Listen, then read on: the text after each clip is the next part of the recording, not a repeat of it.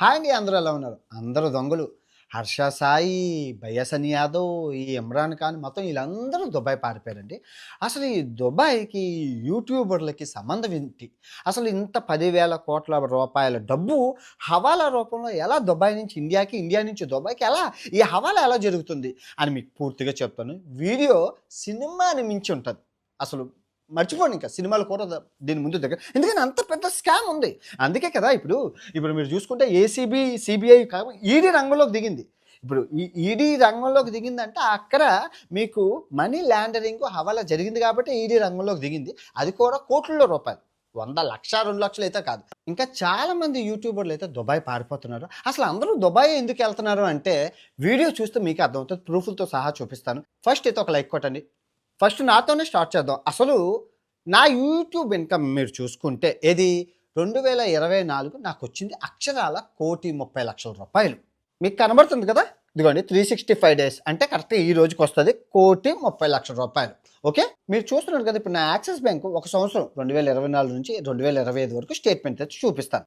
Date ఎంత 19/3/2025, మొత్తం ఎంత 1,30,00,000 చూస్తున్నారు కదా. క్లోజింగ్ బ్యాలెన్స్ ఎంత ఉంది? 3,80,000 చిల్లర ఉంది. అది నా ఇప్పుడు ప్రజెంట్ నా దగ్గర 3,00,000. ఏడు చేశారు సార్ 1,30,00,000 ఊరుకునే నేను ఎంత తిరిగాను. ఆ ఆర్కిటెక్ట్ పడవ వెళ్ళడానికి, పడవ దిగడానికి ఈ సంవత్సరం తిరిగిన దేశాలన్నీ పెద్ద పెద్ద దేశాలు ఖర్చు అయిపోయింది. ఈ 1,30,00,000 ఎలా ఖర్చు పెట్టాను? ఈ కార్డులతో ఖర్చు పెట్టాను. ఈ కార్డు ఏంటి అంటే ఈ కార్డు లోపల మనం డబ్బులు వేసుకోవాలి. బ్యాంక్ మేనేజర్ చెప్పి డబ్బులు వేసుకుంటే అవి ఏటీఎం కార్డులు, ఎందుకంటే చిన్న చిన్న దుకాణాల్లో డబ్బులు ఉండవు కదా, ఏటీఎంలో నుంచి పీక్కొని వాడుకుంటాను. సో ఇప్పుడు మీరు చూసుకుంటే ఈ కార్డులోకి 2,00,000 రూపాయలు వేసాను. ఎలాగా అయ్యింది? నేను ఆ బ్యాంక్ మేనేజర్కి చెప్పాను, $2,000 వేయమని చెప్పాను. $2,000 వేయమంటే ఒక డాలర్ ఎంత ఉంది? 88 రూపాయలు ఉంది. సో అప్పుడు ఆ లెక్కను చూసుకుంటే $2,000కి ఎంత అయ్యింది?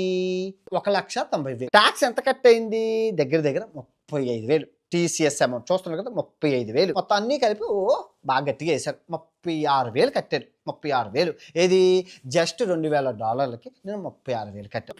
ప్రతి నెల నేను గవర్నమెంట్కి 36,000 ఇవ్వాలబ్బా. సంవత్సరానికి ఆటోమేటిక్గా ఒక 5,00,000 రూపాయలు నుంచి 10,00,000 రూపాయలు ఈ టీసీఎస్ఏ అవుతుంది. ఇది గవర్నమెంట్ దగ్గర ఉంది. ఎవరు ఎప్పుడు ఇస్తారు అంటే మంత్ ఎండ్లో ఇన్కమ్ ట్యాక్స్ నేను ఫైల్ చేసుకుంటే అప్పుడు నాకు ఆ డబ్బులు లెక్క అటు ఇటు అన్ని లావాదేవీలు చూసుకొని మన డబ్బు మనకు వస్తుంది. ఒక రావాలంటే వస్తుంది, పోవాలంటే పోతుంది. తూర్పు తిరిగి దండం పెట్టుకోవడం.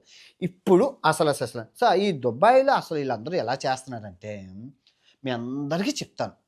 దుబాయ్ హవాలా, అసలు హవాలా అనేది ఏంటంటే డబ్బు ఇక్కడ నువ్వు హైదరాబాద్లో ఇస్తే వాడు మీ అందరూ సినిమాలో చూస్తున్నట్లు ఒక చిన్న నెంబర్ ఇస్తారు. ఆ చిన్న నెంబర్ ఇస్తే ఆ నెంబర్ తీసుకెళ్ళి సగం ఈ నోట్ని సగం చింపితే సగం అక్కడ దుబాయ్లోని, సగం ఇండియాలోని. ఆ సగం నోటు తీసుకెళ్తే మ్యాచ్ అయితే అక్కడ దుబాయ్లో మనం డబ్బు ఇస్తారు. దాన్ని హవాలా అంటారు. మీ అందరికీ తెలుసు. ఇది లీగలా అంటే ఇల్లీగల్ బొక్కలు వేసి తినేస్తారు. అప్పుడు ఈ ఎండోర్స్మెంట్ డిపార్ట్మెంట్ వాళ్ళు వచ్చి మనల్ని జరిగిందని తెలిస్తే వస్తారు. అందుకే ఇప్పుడు యాక్చువల్గా సీన్ ఏం జరిగిందంటే హర్ష సాయి, ఈ బయ్యాసని యాదవ్, ఈ ఇమ్రాన్ విషయంలోని పోలీసు వాళ్ళు ఎప్పుడైతే మనీ లాండరింగ్ ఇన్వాల్వ్ అయ్యిందని వాళ్ళ నోట్లతో వాళ్ళే ఒప్పుకున్నారో, మీరు వాయిస్ రికార్డులు చూపించారు, అప్పుడు పోలీస్ డిపార్ట్మెంట్ ఏం చేసిందంటే ఈడీకి ఇచ్చేసింది. ఎన్ఫోర్స్మెంట్ డిపార్ట్మెంట్కి. మరి ఈ ఏసీబీ ఏం చేస్తుందంటే వాళ్ళేంటి యాంటీ కరప్షన్ బ్యూరో, అవినీతి నిరోధక శాఖ చట్టం ఏంటి? లంచం తీసుకుంటే అది పని. ఎక్కడైనా లంచం తీసుకుంటే లంచం పెద్దదా హవాలా పెద్దదంటే ఏది పెద్దది? లంచం చిన్నదిరా, చిన్న చేపరా. లంచం కూడా చిన్నదే. ఇంతంత లంచం కలిపి ఇంత అవుతుంది. కానీ హవాలా అనేది బల్క్లో 100 కోట్లు. ఇప్పటికిప్పుడు నేను 100 కోట్లు దుబాయ్ నుంచి ఇలా రప్పించుకోగలను. ఇలా అది దాన్ని హవాలా అంటారు. ఇప్పుడు దుబాయ్ అందరూ దుబాయ్ ప్రపంచం అంతా దుబాయ్కి వెళ్ళిపోతారు. ప్రపంచం అంతా, మన ఇండియాయే కాదు, పాకిస్తాన్కి హవాలా హెడ్ దుబాయే, ఆఫ్ఘనిస్తాన్కి హవాలా హెడ్ దుబాయే, బంగ్లాదేశ్కి హవాలా హెడ్ దుబాయే, అమెరికా ఇప్పుడు ఉక్రెయిన్లో యుద్ధం అయింది, అందరూ ఎక్కడికి వెళ్ళిపోయారు? దుబాయ్ వెళ్ళిపోయారు. రష్యాలో యుద్ధం అవుతుంది, అందరూ ఎక్కడికి వెళ్ళిపోయారు? దుబాయ్. పాకిస్తాన్లో బంగ్లాదేశ్లో యుద్ధం అవుతుంది, ఎక్కడికి వెళ్ళిపోయారు? దుబాయ్. ఇజ్రాయెల్లో యుద్ధం, అందరూ ఎక్కడ ప్రపంచంలో ఎక్కడ ఏది యుద్ధం జరిగినా ముందు డబ్బున్న వాళ్ళు పారిపోయేది దుబాయ్కే. చాలా ఈజీ, రూల్స్ ఏమి ఉండదు. ఎలాగెళ్ళి అలా తీసుకొని వచ్చేయచ్చు. ఎలాగెళ్ళి డబ్బు ఉంటే చాలా అన్ని కొండ మీద. దుబాయ్ గవర్నమెంట్ ఏమంటుందంటే మీరు కొట్టుకు సావండి, మా దేశానికి డబ్బు తెండి అంటుంది. అంటే అక్కడ అర్థం ఏంటంటే దుబాయ్లోని లోపల నీకు అన్యాయం జరగదు. మీ దేశం బయటని మీరు ఏదైనా చేసుకోండి, దుబాయ్ దగ్గర డబ్బు వచ్చేసాక అది అక్కడ డబ్బే. సో ఇప్పుడు ఈ యూట్యూబర్లు అందరూ ఏం చేస్తారంటే 2,00,000 రూపాయలు పెట్టి ఫ్రీలాన్సింగ్ వీసాని తీసుకుంటారు. ఫ్రీలాన్సింగ్ వీసా తీసుకుంటే వీడికి దుబాయ్ ఐడి అక్కడ ఉన్నట్లు, తర్వాత బ్యాంక్ అకౌంట్ ఇస్తారు. సో ఆ బ్యాంక్ అకౌంట్ నువ్వు దేనికి ప్రపంచంలో ఎక్కడికి ఇచ్చినా వచ్చే డబ్బుకి ట్యాక్స్ ఉండదు. సో ప్రపంచంలో అందరూ ఇంత ఈజీగా ఉండదు వల్ల ప్రపంచం అందరూ ఇక్కడ వాడికి దుబాయ్ వాడికి వచ్చే లాభం ఏంటంటే దుబాయ్ వాడికి వచ్చే లాభం ఏం లేదు. ఇప్పుడు హర్ష సాయి వెళ్ళిపోయారు, ఈ ఇమ్రాన్ వెళ్ళిపోయారు, ఈ బయ్యస్ అని యాదవ్ ఎక్కడికి వెళ్ళిపోయారు? ఫ్లైట్లో వెళ్ళారు. ఫ్లైట్ అయిపోయిన వెంటనే ఎక్కడ దిగారు? కారు అయితే తీసుకున్నారు. మరి కారు డబ్బులు వచ్చినట్లు. కారు అయిపోయిన వెంటనే ఎక్కడికి వెళ్ళారు? హోటల్కి వెళ్ళారు. మరి హోటల్ డబ్బులు వచ్చినట్లు. హోటల్లో అయ్యాక ఎక్కడికి వెళ్ళారు? అన్నం తినడానికి రెస్టారెంట్కి వెళ్ళారు. మరి రెస్టారెంట్ డబ్బులు వచ్చినట్లు. రెస్టారెంట్ ఎక్కడికి వెళ్ళారు? అక్కడ స్విమ్మింగ్ పూల్, అది డబ్బులు. అక్కడికి వెళ్ళాక ఎక్కడికి వెళ్ళారు? ఈ ముగ్గురు బార్కి వెళ్ళారు, అది డబ్బులు వచ్చి. సో ప్రతిదీ డబ్బే కదా, ఎంతమంది వస్తే అంత లాభం. సో దుబాయ్కి ఈ డబ్బు రావడం పోవడం వల్ల ఏం ఉపయోగం లేదు. కానీ ఈ ఖర్చు పెట్టే డబ్బు దుబాయ్లో. ఇప్పుడు ఈ హర్ష సాయి నెల రోజుల నుంచి దుబాయ్లోనే ఉన్నాడు. మన నెల రోజులు దగ్గర ఒక 5 లక్షలు ఖర్చు పెట్టిన డబ్బే కదా. సో అందుకు దుబాయ్ ఈ సిస్టమ్ పెట్టింది. అందరూ ప్రపంచం నలుమూల నుంచి అందరూ ఇదే పత్యాపారం. సో ఇప్పుడు అసలైన కథ ఏంటంటే ఈ బెట్టింగ్ యాప్ వాళ్ళకి డబ్బులు ఎలాగ వెళ్తున్నాయి, ఈ దుబాయ్ హవాలే ఏంటి మాకు అర్థం అవ్వట్లేదు. క్లియర్గా అట్టుపండు వలిచినట్లు చెప్పండి అంటే జాగ్రత్తగా వినండి. జాగ్రత్త, సూపర్. ఇది ఈడీ వీళ్ళందరినీ హ్యాండిల్ చేస్తుంది ఈడీ. ఎండోర్స్మెంట్ డిపార్ట్మెంట్కి కూడా తెలియదు.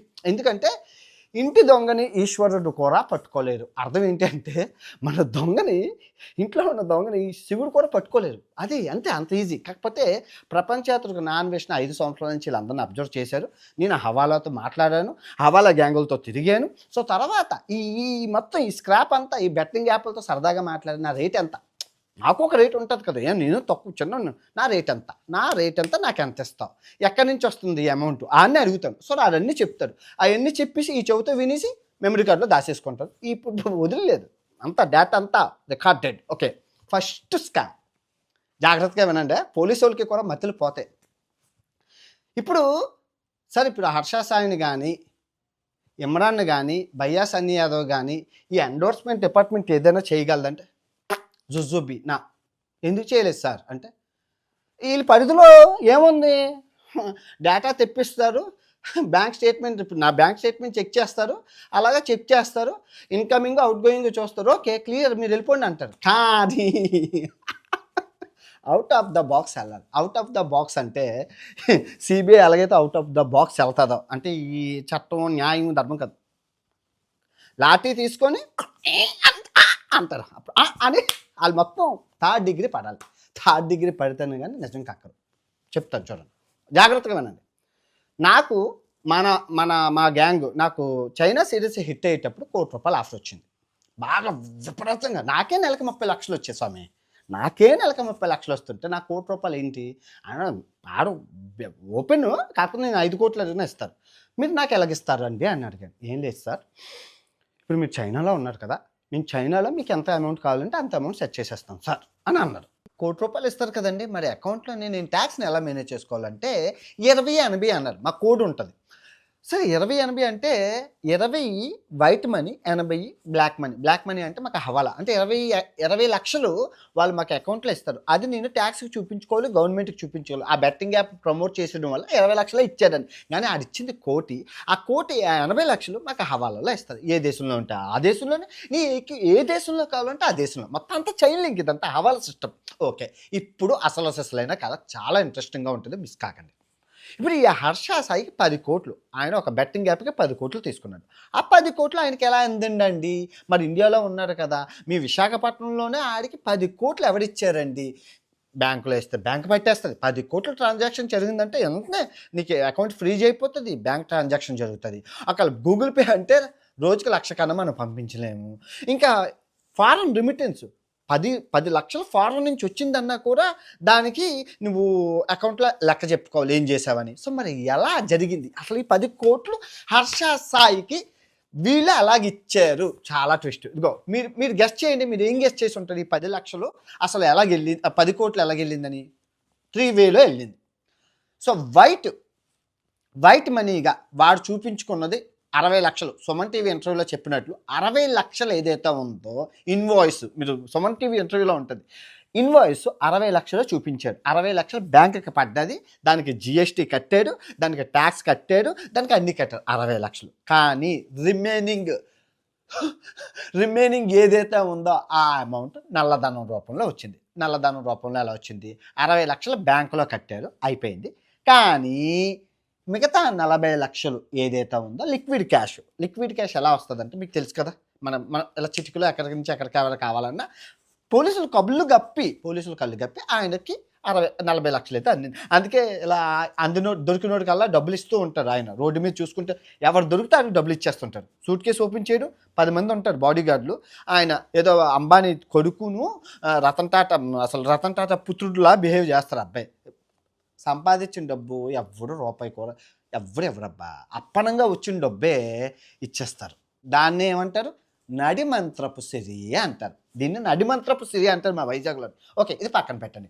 సో ఇప్పుడు మిగిలిన 9 కోట్లు ఎక్కడున్నాయి సార్ అంటే, దుబాయ్ హవాలా రా రా రా రా పక్కన కూర్చో దుబాయ్ హవాలా ద్వారా ఇప్పుడు ఈ అబ్బాయి దేశం వదిలి వెళ్ళిపోయాడు. కానీ దుబాయ్లోని మసాజులు, 5 స్టార్ హోటళ్ళు, జల్ జిగాలు, పార్టీలు, పబ్బులు, ఈ ఇమ్రాన్, బయ్యాసన్ యాదవ్ వీళ్ళందరూ దుబాయ్లో మంచిగా జిగా. ఇప్పుడు మన దేశం పరిస్థితి ఏంటంటే మనకు అధిక జనాభా, గవర్నమెంట్ చాలా తక్కువ ఉంటుంది. అందులో తక్కువలోని ఉన్న వాళ్ళలో కొందరు అవినీతి పరులు ఉండడం వల్ల, కొంచెం సిస్టమ్ లూప్ హోల్స్ ఉండడం వల్ల, ఇప్పుడు విజయ్ మాల్యా కూడా అంతే, మొత్తం చేతులు కాలాక ఆకులు పట్టుకోవాల్సి వచ్చింది. ఆడన్నీ చేసి అన్నీ అట్టుకొని వెళ్ళిపోయాక మనం నెత్తి నోడు కొట్టుకుంటే ఏం లాభం? నిర్వ మోడీ కూడా అంతే. ఆ బాపతిలోకి వస్తారు మన హర్ష సాయి, మన బయ్యాసన్ యాదవ్, మన ఇమ్రాన్, వీళ్ళందరూ ఇంతే. ఇదే ఈ డబ్బు హవాలాలో ఉంది. ఎవరి డబ్బు అన్నీ హవాలాలో ఉండడం వల్ల దుబాయ్లోని వీళ్ళు హ్యాపీగా చిటికేస్తే దుబాయ్ వెళ్ళిపోతారు. సో మరి వాళ్ళు ఎలా పట్టుకోగలం సార్ అంటే సింపుల్, ఇంటర్పోల్ ఆఫీసర్స్ని రంగంలోకి దించాలి. ఇక్కడ చిన్న వాటికి ఇంటర్పోల్, స్టేట్ గవర్నమెంట్లు, సెంట్రల్ గవర్నమెంట్లు ఇన్వాల్వ్ అయిపోయి అంటే చిన్న చేపలు కదా. ఇప్పుడు 10,000 కోట్లు స్కామ్ చేసిన వాళ్ళే హ్యాపీగా వెళ్ళిపోయారు. ఈ చిన్న 10 కోట్లకి 6 కోట్లకి మనం ఇంటర్పోల్ ఆఫీసర్స్ని గట్టిన ఇన్వాల్వ్ చేసేసి అది చాలా waste of time, waste of money. మరి వీళ్ళని ఎలా పట్టుకోవాలంటే సింపుల్, పాస్పోర్ట్లు సీజ్ చేస్తే పని అయిపోతుంది. ఎలాగంటే ఇప్పుడు వెస్ట్రన్ యూనియన్ అనే ఉంది. అదేంటంటే అమెరికా నుంచి కానీ, లండన్ నుంచి కానీ, ఏ దేశం నుంచి అయినా దుబాయ్లో ఉన్న వీళ్ళకి ఒక 5,000 రోజుకి లిమిట్ ఉంటుంది, $5,000. సో $5,000 వాళ్ళు పంపించుకోవచ్చు అనమాట. సో వాళ్ళు అక్కడి నుంచి ఈ పాస్పోర్ట్ మీద $5,000 పాస్పోర్ట్ ఉంటే చాలు. $5,000 కొడితే 18 అంకెల నెంబర్ ఉంటుంది. ఆ 18 అంకెల నెంబరు తీసుకెళ్ళి ఎంటీఎస్ నెంబర్ అంటారు. ఆ 18 అంకెల నెంబర్ తీసుకెళ్ళి వెస్ట్రన్ యూనియన్లో చూపిస్తే ఆ నెంబర్ చూస్తే డబ్బు ఇచ్చేస్తారు పాస్పోర్ట్ వెరిఫికేషన్ చేసుకొని. సో అది తర్వాత వాళ్ళు దుబాయ్ నుంచి వేరే దేశానికి వెళ్ళకుండా పాస్పోర్ట్ మీకు సీజ్ అయిపోతుంది. ఎక్కడికి వెళ్ళడానికి అవ్వదు. సో ఆ విధంగా అప్పుడు ఏమవుతుంది, డబ్బులు లేక సచ్చినట్లు ఎంబసీకి వెళ్ళి కొత్త పాస్పోర్ట్ అప్లై చేసుకోవడం, లేక ఇండియా రావడం ఏదో జరుగుతుంది. సో ఆ విధంగా అయితే పాస్పోర్ట్ సీజ్ అయితే అయిపోతుంది. ఈ హవాలా బెట్టింగ్ సిస్టమ్ వల్ల నష్టాలు, అమాయకమైన ప్రజలు బలైపోతున్నారు. తర్వాత మన దేశం యొక్క డబ్బు విదేశాలకు వెళ్ళిపోతుంది. తర్వాత క్రైమ్ రేట్ పెరుగుతుంది. మీరు చూసుకుంటే ఈ బెట్టింగ్ యాప్లు అన్నీ ఎక్కడ ఉంటాయంటే విదేశాల్లో ఎక్కడో ఉంటాయి. వీటిని ఎవరు ఆపరేట్ చేస్తారంటే మీకు తెలిసిందే, మన దేశం యొక్క బలం ఏంటి చెప్పండి? భారతదేశానికి బలం ఏంటి? యువత. ఆ యువతను మనం నాశనం చేసామంటే దేశం నాశనం చేసినట్లే కదరా, సింపుల్. సో ఆ యువతను టార్గెట్ చేసుకుంటున్నారు. ఈ బయ్యాసన్ యాదవ్ కానీ, ఈ హర్ష సాయి కానీ, వీళ్ళంతా యూత్ని అట్రాక్ట్ చేసుకొని వాళ్ళని బెట్టింగ్ ఊబుల్లోకి దించి వీళ్ళ ఎజెండా అంతా అంతే. Target only youth. వాళ్ళని నాశనం చేస్తే దేశం నాశనం చేయొచ్చని వాళ్ళు తెలుసుకొని చైనా గవర్నమెంట్స్, తర్వాత ఈ పాకిస్తాన్ గవర్నమెంట్ చాలా తక్కువ ఇది హ్యాండిల్ చేయడం. చాలా ఎక్కడో రిజిస్ట్రేషన్ చేస్తారబ్బా. ప్రపంచంలో చిన్న ముక్కులో పొక్కంత దేశాలు బోల్డ్ ఉన్నాయి. 5 లక్షలు ఇచ్చేస్తే రిజిస్ట్రేషన్ అయిపోతుంది ఎంతసేపు. అవి తీసుకొచ్చి ఇక్కడ మన ప్రాణాలు అయితే చేస్తాం. అవునట్లు నిమ్మకాయలు ఏంటంటే మా ఐదార్సన్ దిష్టి ఎట్టేస్తారు. దిష్టి, ఇరుగు దిష్టి, పొడుగు దిష్టి, మీ దిష్టి, అందరి దిష్టి, ఎదవల దిష్టి, బెట్టింగ్ యాప్ గాల దిష్టి, శత్రువుల దిష్టి, శత్రు వినాశనం, అందరూ వినాశనం. ఓకే, ఈ 2 వీడియోలు చూడండి. అప్పుడు ఎప్పుడో చెప్పిన ఈ ఎన్ని కథలు ఎవరు వినలేదు, చూడండి ఈ 2 వీడియోలను.